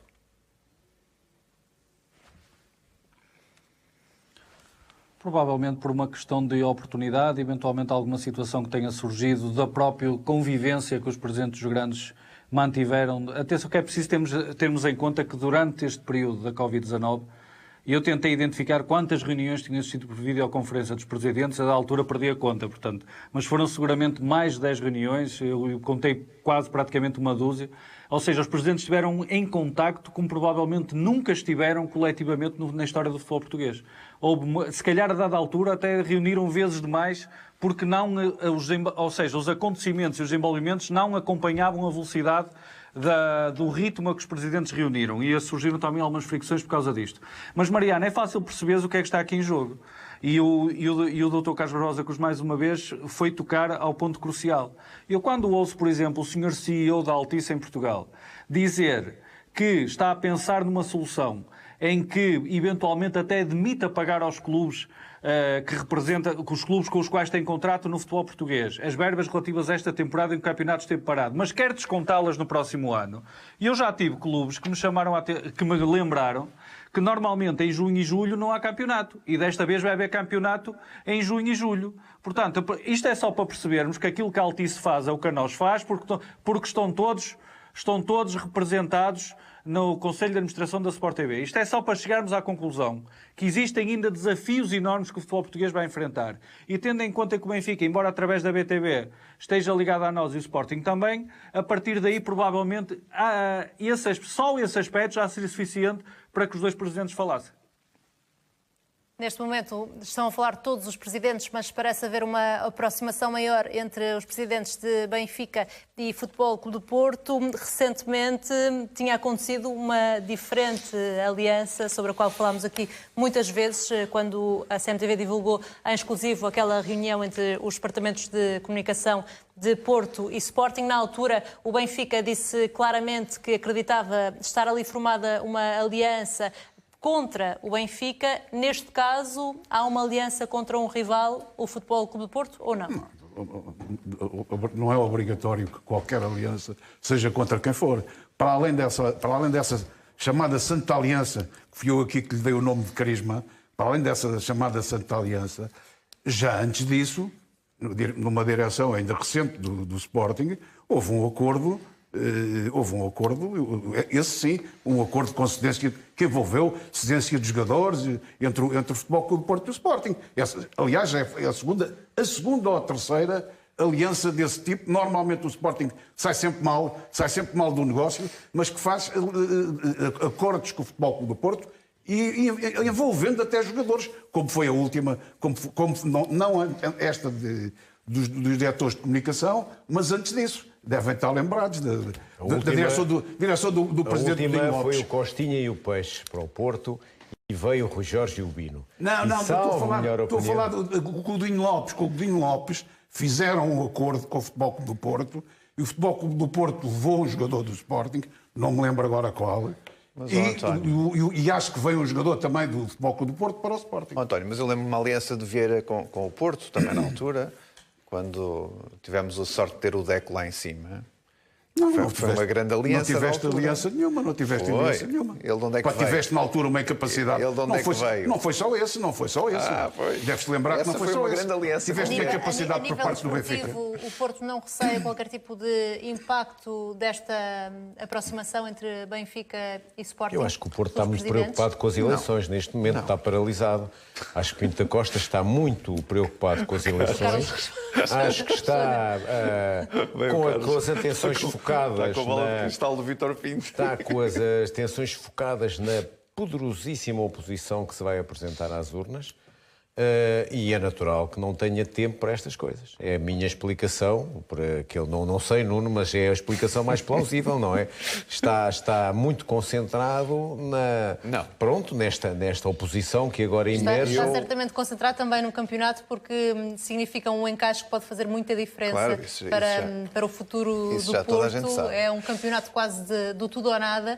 Nesse sentido, e voltando à questão que tinha colocado... Não, desde que esta aliança da segunda circular aponte no sentido de A1 para Norte, está tudo bem. Agora, se apontar para Sul, para o Algarve, alguma coisa de estranho acontece. Não, eu continuo a dizer e quero acreditar que esta questão desta pandemia pode mudar o estilo dos presidentes do futebol em Portugal. E é isso que eu gostava mesmo que acontecesse. Porque o que aí vem de dificuldade para todos os clubes, ou todos os clubes se unem em torno de um único interesse, que é ajudarem-se mutuamente, ter sossego e protagonizar o melhor para o futebol, para o negócio do futebol, onde todos podem ganhar mais, em alturas muito difíceis, em que nem todos os clubes estão à mesma altura para enfrentar esta crise que aí vem. Por isso, se esse for o sentido e se esse for o caminho, numa altura de uma autêntica guerra que é esta contra este vírus, Ainda bem, quer dizer, que toda a gente se alie, mas que se alie verdadeiramente, quer dizer, que sejam verdadeiros nas alianças que fizerem, todos juntos, e não apenas alianças de 2 ou 3, mas todos juntos. Agora, o que se viu hoje à noite naquela reunião não é exatamente isso que está a acontecer.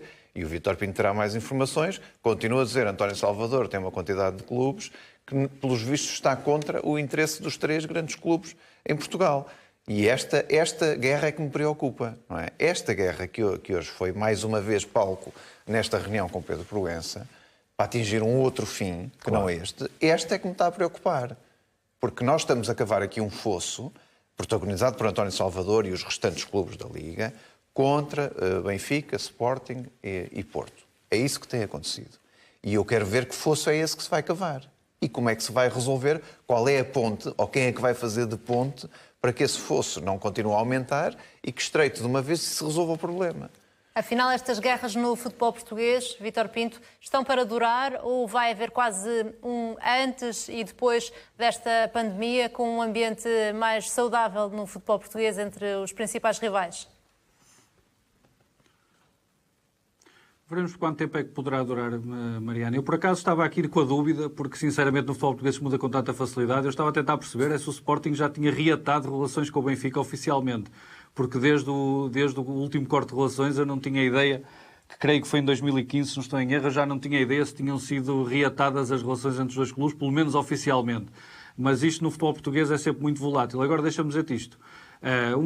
Aquilo que costuma acontecer é quando 2 clubes tentam unir e 2 dos grandes tentam unir. O último movimento nesse sentido até foi entre Foco, Porto e Sporting em relação ao Benfica, e há quem ache que isso foi importante porque no momento, por exemplo, em que isso foi materializado numa reunião do Altis, não produziu imediatamente efeitos nesse campeonato, já era em maio, mas no ano seguinte, por exemplo, o Foco Porto foi campeão, e há quem ache que essa estratégia que foi importante na altura para quebrar a hegemonia do Benfica. Agora, o que costuma acontecer é que quando um clube sente que os outros principais rivais se estão a unir contra si, costuma ter uma reação em conformidade. E isso normalmente resulta numa subida de crispação no futebol português. É essa a perspectiva. Acima de tudo, teremos que ver se pelo facto de tudo o que aconteceu em torno desta pandemia se trata de um novo tipo de aliança destinado a enfrentar as grandes dificuldades que ainda vão aparecer pela frente no futebol português, ou se de facto tem como objetivo aproveitar o momento de grande debilidade do Futebol Clube do Porto para conseguir então acabar um fosso em relação aos Dragões, neste caso. E se isso acontecer, e aquilo que é normal no futebol português é que a parte que se sente mais fraca normalmente tenta reagir atacando e leva-se a crispação. Será uma situação que teremos que acompanhar muito de perto, sobretudo em como é que isso poderá materializar para bem ou para mal do futebol português. Carlos, para o Vítor, a aliança anterior acabou por dar alguns frutos ao Futebol Clube do Porto. O mesmo não aconteceu com o Sporting, que viveu uma fase muito difícil. Agora, o Sporting parece estar aqui numa nova aproximação, desta vez com um outro rival, e surge também esta aproximação numa semana marcada por 3 demissões na direção de Frederico Varandas. Afinal, o Sporting aparece aqui nesta aliança de forma frágil ou não? Por necessidade ou não? Ora bem, eu queria compor a minha resposta em 3. A primeira é saudar a memória do António Figueiredo, porque tiveram que me lembrar, e eu que tenho a mania, que tenho boa memória, que efetivamente no tempo do Godinho Lopes houve uma troca discreta, mas houve, do Ismailov pelo Miguel Lopes. E que efetivamente, quer dizer, é preciso estar muito ao corrente do fenómeno desportivo para ainda se lembrar dessa circunstância. Segunda questão. Há aqui um ponto que é uma espécie de cadáver no armário que paira por cima das chamadas, utilizando um termo leninista, das contradições da superestrutura. Que é assim. Que é o problema da centralização dos direitos televisivos. Essa é que é a verdadeira questão que parte a Liga ao meio. A verdadeira fratura é o Sporting, o Benfica e o Porto levam o grosso do dinheiro. E do resto ficam com migalhas. Mas neste momento estamos a falar de uma aproximação entre Sporting e Benfica que não inclui o Porto. Isto para tentar explicar... Nessa guerra da centralização é uma união diferente, não é? Não, mas isto é para tentar explicar porque é que a Liga não funciona. Mas neste momento estamos a falar sobre a Liga. A minha questão foi especificamente sobre o momento da direção de Frederico Varandas, que sofre 3 demissões por um lado e por outro aproxima-se do principal rival. Era a terceira parte da minha resposta, que é... aparentemente, as demissões foram provocadas por imperativos de natureza profissional dos dirigentes que se demitiram.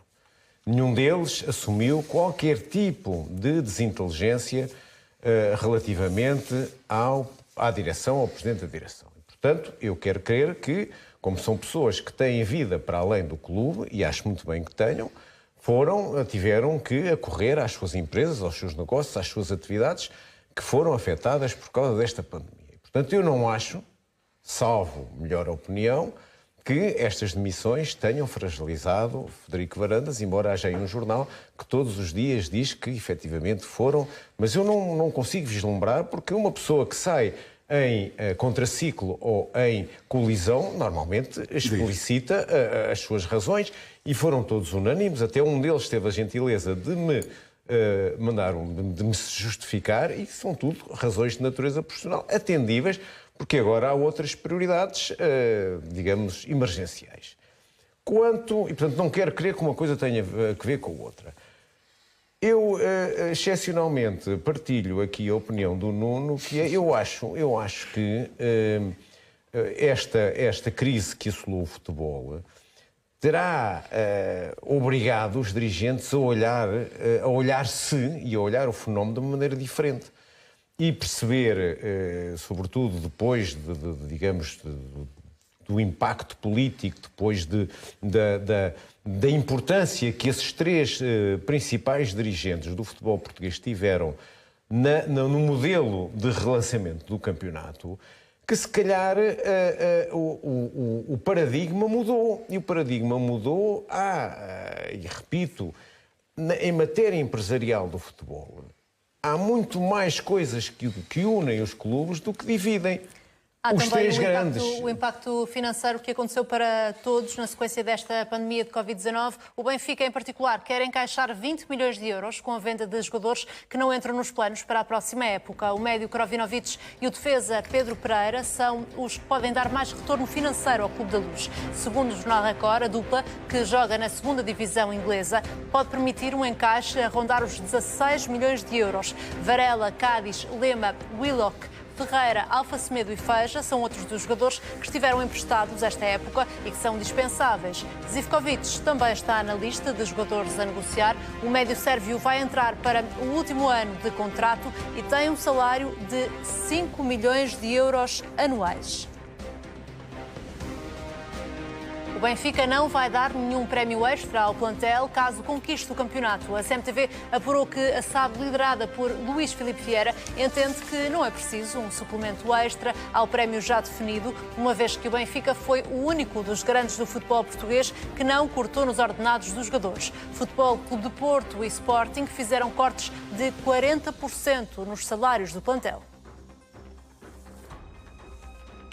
O Benfica vai compensar em 4 milhões de euros os sócios com lugares anuais no Estádio da Luz, na sequência da decisão dos jogos até final da época serem à porta fechada devido ao novo coronavírus. O clube vai atribuir uma compensação de valor proporcional aos sócios com o Red Pass, que estão impossibilitados de assistir aos 5 jogos em casa que o Benfica ainda tem de disputar. O clube diz que o valor pode ser utilizado no pagamento de produtos oficiais. No valor estão também incluídos os detentores de lugares executivos e camarotes. Toma aqui várias medidas também o Benfica, nomeadamente esta tentativa de garantir 20 milhões de euros com a venda de alguns jogadores. Mostram também estas medidas que o Benfica não está imune aos efeitos da pandemia de Covid-19 a nível financeiro? Obviamente não, ninguém está. Mas, por outro lado, compreende-se que os jogadores que não estão, o treinador não conta com eles. Portanto, não interessam mais ao Benfica. Portanto, é natural que o Benfica queira de alguma forma, fazer algum dinheiro com a sua dispensa. Eu saúdo esta situação da devolução do dinheiro, não é bem em dinheiro, é em espécie, mas vai para além disso. Permite que se pague as cotas com ele ou que se renove os novos repasses com a devolução dos valores que são feitos. Portanto, não sei se todos os clubes vão fazer a mesma coisa, mas o Benfica abriu a porta, deu o primeiro passo. E acho que é uma situação correta. Temos aqui muito falado, Vítor Pinto, sobre as situações financeiras de Sporting e de Futebol Clube do Porto. Com esta pandemia de Covid-19, também o Benfica está a sofrer consequências a nível financeiro, ou não? Acabará por sofrer, e porque o Presidente Luís Filipe Vieira tem uma capacidade de visão que vai além do imediatismo. Por isto, Mariana, as consequências da Covid-19, e para irmos a aspectos concretos e menos generalistas, vão continuar a fazer sentir-se na próxima época. E basta pensar num ponto.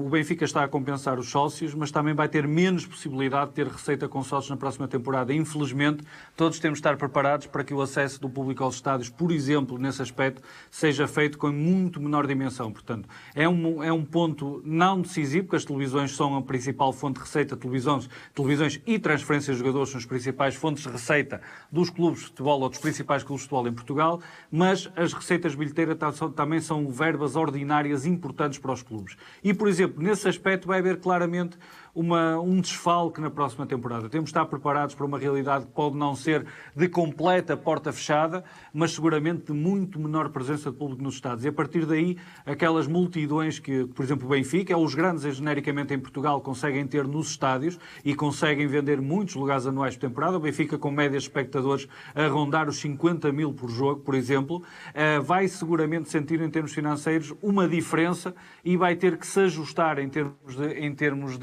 de quadro de custos, em termos de economia, também de gestão diária do Benfica, vão seguramente adaptar-se. Não só, provavelmente, sendo menos expansionistas no mercado de transferências, Luís Filipe Vieira já deixou e Domingos Soares Oliveira já deixaram no ar essa possibilidade, mas mesmo uma quebra de receitas evidente, sendo que também que mesmo o mercado provavelmente vai estar mais contraído, seguramente que o Benfica tem condições para resistir melhor a esse impacto, mas ainda assim está a precaver-se e vai seguramente ter em conta que muita coisa mudou com estas dificuldades que o português sentiu. Os efeitos vão continuar a prolongar-se no tempo e a quebra de receitas é algo preocupante, sobretudo por não haver perspectiva de quando é que haverá uma retoma completa. Mariana, esse é o ponto principal. E também porque, sejamos realistas, nenhum de nós deseja isto, mas existe sempre o risco de uma segunda vaga, de uma terceira vaga, que basta atacar num país importante da Europa, pode pôr imediatamente em risco, por exemplo, uma Liga dos Campeões, competições internacionais onde os clubes portugueses também conseguem ir buscar muito dinheiro. Portanto, vai haver uma dose muito elevada de risco até a chegada da vacina e seguramente o Benfica, se está a preparar-se para isso, como parece que está a fazê-lo com inteligência e de uma forma muito avisada face às dificuldades no horizonte. Porto e Sporting é que estão numa gestão tão complicada e numa gestão de dia a dia, praticamente de sobrevivência acima de tudo, embora tentando, obviamente, manter a competitividade, que dificilmente conseguem fazer essa planificação para além de uma navegação mais à vista. São novos desafios que os presidentes têm pela frente, mas em particular no que diz respeito a Luís Filipe Vieira, o escrutínio relativamente à política de contratações e de vendas, que tem sido algo criticada nos últimos anos, no que diz respeito a Luís Filipe Vieira, também será maior a partir de agora? É evidente, porque toda a gente percebeu que com a grande venda de João Félix, as asneiras que se cometeram a seguir. O excesso de dinheiro que havia na Luz, não é? Com os RDTs, com uma quantidade agora mais de 20 milhões, o Pedrinho, não é? Que já não sei, custa 20 milhões. É tudo aos 20, não é? Tudo aos 20. E o RDT foi um barreto daqueles dos grandes. Mas mais do que isso, Vieira tem que fazer uma coisa como todos os clubes têm que fazer. Obviamente que é importante vender, mas sobretudo reduzir os custos fixos do clube. E é a questão do Kronivovich, não é? Do Zivkovic, 5 milhões de euros ano, não é? De massa salarial. Quer dizer, isso é uma questão... Não é 5 milhões de ano. O próximo ano é 5 milhões a próxima época. Mas tinha um contrato crescente. Mas essa é uma parte fundamental. Quer dizer, não só vender, mas é uma questão dos custos fixos e os clubes têm todos que reduzir essa massa. Isso é exatamente a mesma coisa. Que perderes 3 titulares com um valor incrível e não ainda tiveste de pagar 6 milhões de euros para ir embora, não é? Vejam só mais uma coisa. Brahim ainda tiveste de pagar 6 milhões. Completando... Sim, isso foi outra machadada. E vamos ver os que lá estão. E vamos ver, tens lá mais 4 à bica, vamos ver o que é que acontece. Mas, António, mas o que eu digo é que os clubes têm que rapidamente reduzir os custos fixos. Claro. E, sobretudo, massas salariais grandes, ou seja, os grandes jogadores têm que ser vendidos porque não há dinheiro para pagar aqueles ordenados, a não ser que eles digam que também conseguem reduzir os ordenados, é a única hipótese. Porque vejam uma coisa, para além do que o Vítor estava a dizer, o Porto, o Benfica ou o Sporting, seja quem for, vão perder em patrocinadores, vão perder em bilheteira, vão perder em merchandising, vão perder nos aluguéis dos estádios para várias coisas que aconteciam que vão deixar de acontecer, como é evidente. E a única hipótese que há de contrariar isto tudo é, com as televisões aumentarem os share nas suas transmissões, que isso acontece, aliás, viu-se na Alemanha, que dobraram ou triplicaram o interesse pelos jogos porque as pessoas estão em casa e não podem ir aos estádios. Talvez aí possa haver depois uma renegociação para cima dos valores que as televisões pagam aos clubes. É a única coisa, em particular, é a única esta coisa crise positiva no meio de tanta surge coisa numa altura negativa, em que não o é? Porto já estava em risco de não cumprir o fair Como é play óbvio, financeiro. e não o diretor iria... de comunicação do Porto desmentiu que esteja, nesta altura, o Porto a correr sérios riscos de ficar fora da Europa, mas é ou não um peso que paira sobre o Porto nesta altura? Não acredito que seja por uma razão simples. Que o Porto, hoje, seria muito difícil cumprir aquilo que estava estipulado pela UEFA da questão do fair play este ano. Isso é impossível, acho que é quase impossível ter que vender agora 100 milhões ou vendas líquidas até junho. É impossível acontecer. Isso não há hipótese nenhuma de acontecer. Agora, que obviamente que a UEFA vai permitir que haja aqui alguma contemplação, quer dizer, não havendo excessos, mas numa situação destas, é evidente que a UEFA não vai ser penalizadora nestas questões, não tenho dúvida nenhuma. Para além do mais, o seguinte, só, Mariana, que para além da questão das receitas, mesmo que o Porto seja apurado para a Liga dos Campeões em primeiro lugar, com os tais 45 milhões de acesso imediato, pergunto, quando é que se recebe esse dinheiro? A competição já não começa em agosto ou setembro. Vai haver outro atraso. Por isso vai haver seguramente, se calhar, mais atrasos de pagamentos. Vai ser só em setembro, ou outubro ou novembro, num orçamento que era tão curto e que estava à espera das verbas para aquela altura. Carlos, relativamente à posição da UEFA sobre o Porto, a Covid-19 pode funcionar a favor do Porto? Ora, Mariana, eu por acaso estive a ler o que havia sobre o fair play financeiro e não há dúvida nenhuma que lendo aprende-se mais do que ouvindo, não é? Porque, enfim, temos que ir pelos textos. Tecnicamente, o Porto está fora da UEFA, está fora da Champions, porque apresenta um acumular de déficits que excedem o break-even Já estabelecido. Antunes disse aqui que correu o risco o Porto de, no próximo semestre, ter um prejuízo de 3 dígitos. Pronto, o Porto, ou seja, a partir de 100 milhões de euros. O mito dos 30 milhões nem são 30 milhões, são 5 milhões de déficit anual que são tolerados, que podem ir a 30 milhões se houver injeção de fundos próprios. Coisa que no Porto não sei se há. Se há disponibilidade, se os acionistas estão dispostos a meter ou se têm sequer essas disponibilidades. Portanto, até agora o que a UEFA fez foi que aquelas declarações que os clubes têm que entregar até 31 de março, que não devem aos jogadores, ao FISC, à Segurança Social e a fornecedores, permitiu a prorrogação. A UEFA ainda não disse nada relativamente ao fair play financeiro. E, portanto, neste momento, eu acho que estamos em suspenso. Não sei o que é que, enfim, presumo, há vários casos a correr. O caso do Paris Saint-Germain e do Manchester City. Mas são diferentes. Esses foram excluídos numa primeira instância e estão em recurso. Uma conversa que eu tive com o Vítor Pinto, apostei com ele que essa decisão vai ser suspensa porque os interesses comerciais falam mais alto. E competições europeias sem esses dois players é difícil de conceber. Relativamente ao Porto, aquilo que me parece é, provavelmente, possivelmente, a UEFA vai flexibilizar as exigências de fair play financeiro, eventualmente esticando 3 para 4 anos, o que dava ao Porto aqui um balão de oxigênio. Mas, neste momento, não há certeza de nada. Também essa é a tua aposta, Vítor?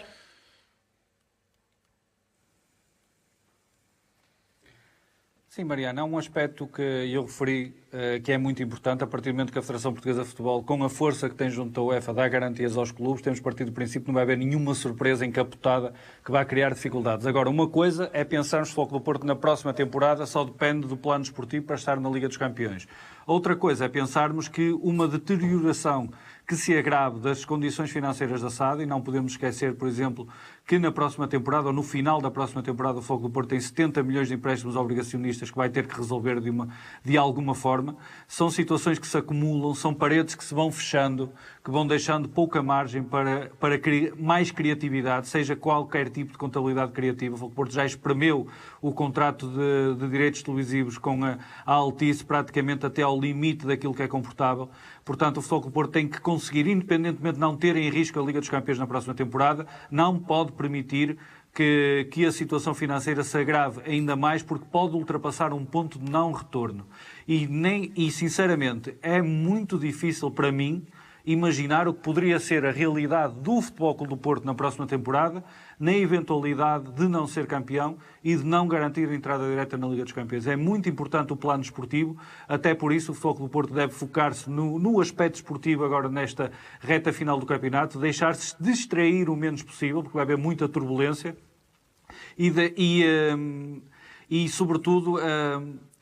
porque o Dr. Carlos Rosa, que já falou nas eleições do Porto, superada esta fasquia das eleições, tem que ser tomadas medidas corajosas e tem que, sobretudo, haver uma linha de rumo clara para o saneamento financeiro do Futebol Clube do Porto, sem perder a ambição, porque Pinto da Costa, como alguém me dizia, apesar de ter mais idade que outros candidatos, continua a ser ambicioso e a querer ganhar. E se calhar os outros candidatos têm que explicar como é que, contraindo os custos radicalmente, vão conseguir ser competitivos, mas independentemente disso tem que haver uma linha clara de saneamento financeiro. Já aconteceu no passado em termos verbais, termos administradores financeiros do Porto prometerem descidas de custos do pessoal, descidas de outro tipo de encargos e uma melhoria da situação financeira. Em termos práticos, viu-se muito pouco e o Futebol Clube do Porto está a chegar ao fim do período que seria normal de fair play financeiro e, em vez de estar livre desse jugo que a UEFA colocou em cima de si, enfrenta-se, sobretudo, um horizonte de incerteza e onde praticamente nenhum dos pontos principais pode falhar. A Altice tem que continuar a pagar o contrato televisivo, o Futebol Clube do Porto tem que entrar na Liga dos Campeões, o mercado de transferências tem que permitir receitas na ordem dos 100 milhões de euros ou superiores a isso.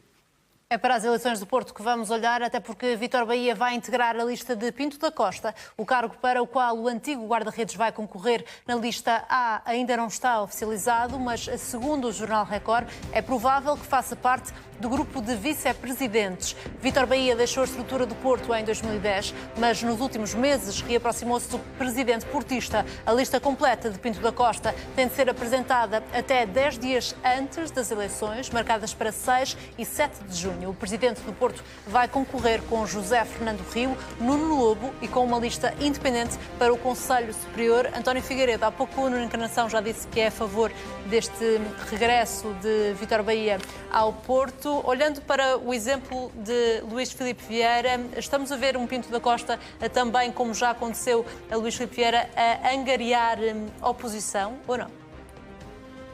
Não, eu penso que não vai ter oposição, vai ganhar facilmente as eleições. Espero que mantenha, da minha parte, espero que mantenha o atual elenco diretivo, que não perca ninguém das pessoas que lá têm, que tenho acompanhado já há vários anos, não é? Já o acompanhavam até quando tinham outras funções que não no Futebol Clube do Porto. Mas, Mariana, esta coisa do fair play, desculpe lá voltar ao fair play financeiro, faz-me uma grande confusão.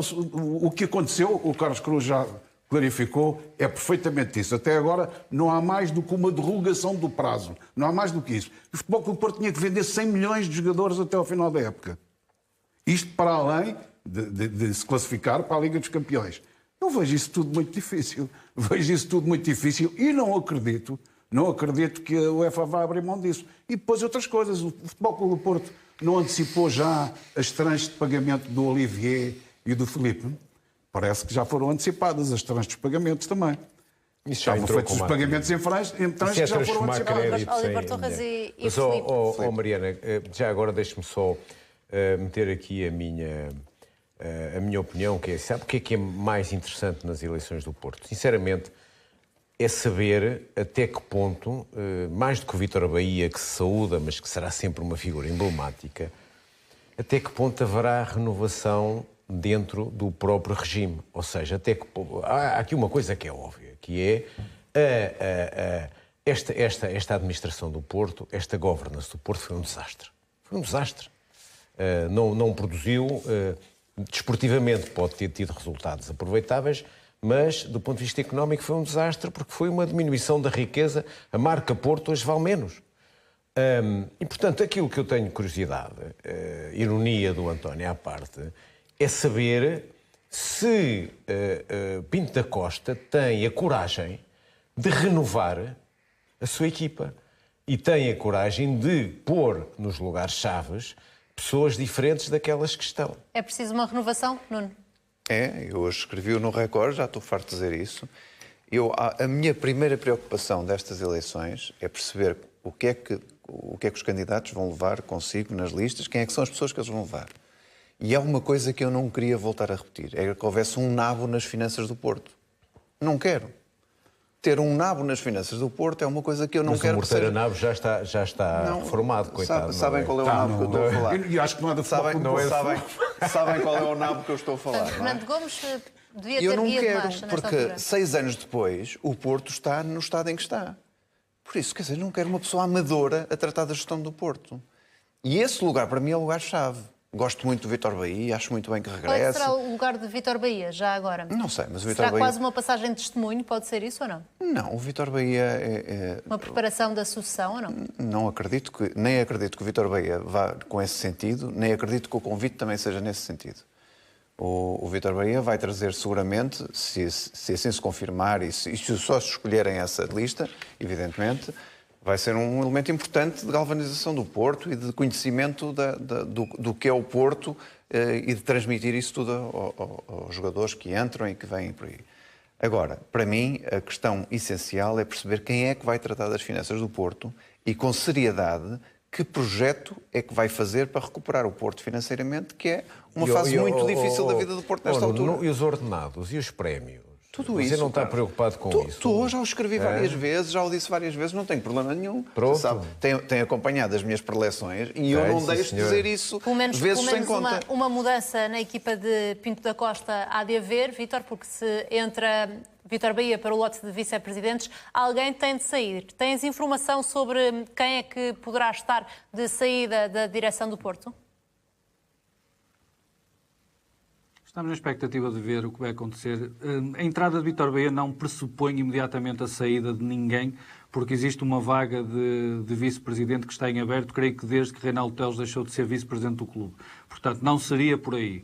Agora, há muitas reflexões que se podem fazer em relação à chegada de Vítor Bahia. A ideia genérica de Pinto da Costa passa por ter alguém a pensar o futebol de forma mais abrangente a partir do clube, provavelmente até prevenindo, e já sou eu a retirar ilações, provavelmente até prevenindo a possibilidade de, se eventualmente o Futebol do Porto tiver que abdicar de parte da SAD para garantir a sua solvência financeira, manter alguma massa crítica do lado do clube capaz de pensar o futebol. Agora temos que ver isto. Vítor Bahia era considerado, e no Record chegámos a fazer um inquérito entre os leitores do Record, quando abordamos a questão da sucessão de Pinto da Costa, ou possível sucessão de Pinto da Costa em 2024, e Vítor Bahia estava perfeitamente a par de António Oliveira e André Vilas-Boas como um dos principais candidatos, reconhecido pelos sócios como um nome que poderia suceder a Pinto da Costa. A partir do momento que Vítor Bahia, e tenho poucas dúvidas que vai mesmo integrar a estrutura diretiva do Futebol do Porto, e veremos de que forma se aproximará a partir daí da SAD, levantam-se questões muito simples de entender. É como é que, eventualmente, até alguns equilíbrios internos vão funcionar a partir daí, porque a presença de Vítor Bahia cria uma sombra muito grande. E Vítor Bahia, estando na estrutura, vincula-se aos sucessos e insucessos que o Futebol do Porto possa ter até 2024. E, por outro lado, levanta sempre a questão: com o seu reconhecimento junto dos sócios, torna-se Bahia a principal face de uma eventual continuidade da linha de Pinto da Costa à frente do Futebol do Porto? São interrogações às quais o adepto e o sócio do Futebol do Porto não está habituado, porque desde 1972 tem o mesmo presidente e esta questão nunca se colocou seriamente, mas que a partir de agora vão ser ponderadas, sendo certo que o trabalho que Vítor Bahia conseguir fazer, e eu também nunca percebi como é que desde a saída da SAD em 2010 Vítor Bahia nunca trabalhou efetivamente na gestão de futebol. Há uma atividade para a qual ele se preparou, inclusivamente em termos de bagagem técnica. Veremos finalmente que ideias Vítor Bahia Bahia pode colocar na mesa, porque esse é seguramente um trunfo emblemático. Agora veremos que outros nomes Pinto da Costa poderá apresentar, também na área financeira, como o Dr. Nuno Encarnação tem realçado sucessivamente, e sobretudo que projeto é colocado em cima da mesa, porque Pinto da Costa normalmente é eleito pelo trabalho que realiza, pelos títulos que conquista, e não precisa propriamente de apresentar um plano de ação, um projeto, um programa ao qual possa ser diretamente vinculado, que não passe pelo sucesso imediato. Falou-se muito na tal Academia de Formação de que o Futebol Porto precisa como de pão para a boca, mas a situação financeira em que o Futebol Porto está, em que o país está, em que as autarquias estão, vai tornar muito difícil que nos próximos anos o Futebol Porto consiga essa infraestrutura. Portanto, o objetivo principal neste momento tem que ser salvar a SAD, manter a competitividade da equipa e, sobretudo, garantir que a equipa pode continuar a lutar por títulos. Só mesmo para terminar, em 3 anos de fair play financeiro de forte pressão da UEFA sobre o Futebol Clube Porto, o Futebol Clube Porto chega ao fim deste 3º ano com a possibilidade, ainda à frente do Benfica, e com a possibilidade de, em 3 anos de fair play financeiro, ser campeão 2 vezes e o Benfica uma. E isso, antes de terminar este Porto, capítulo, há aqui também ainda conseguirá manter alguma interrogação, competitividade. Vítor, que persiste desde fevereiro e foste tu a quem a lançou. Há nomes agora que podem sair da estrutura de Pinto da Costa, tal como disseste. Será aí que finalmente se vai saber a quem é que era o tal rato que denunciaste aqui, ou não? Vamos ver no dia 26, Mariana. Vamos ver no dia 26, vamos ter a certeza absoluta no dia 26. Mas, olha, sinceramente, não creio que vá ser desta vez que o famoso rato, e famoso graças à sua tremenda atuação, que de facto foi histórica na realidade do Futebol do Porto e pode ter dado um contributo importante para o título, ironicamente, ainda vamos falar disso mais vezes, mas não me parece que essas pessoas que estiveram ligadas a esse triste episódio da história do Futebol do Porto vão sair neste momento da estrutura. De qualquer maneira, estou à espera, tal como muitos esportistas que me falam, que mandam mensagens, pessoas que me abordam sobre esse assunto, à espera da lista que o Presidente vai apresentar no dia 26.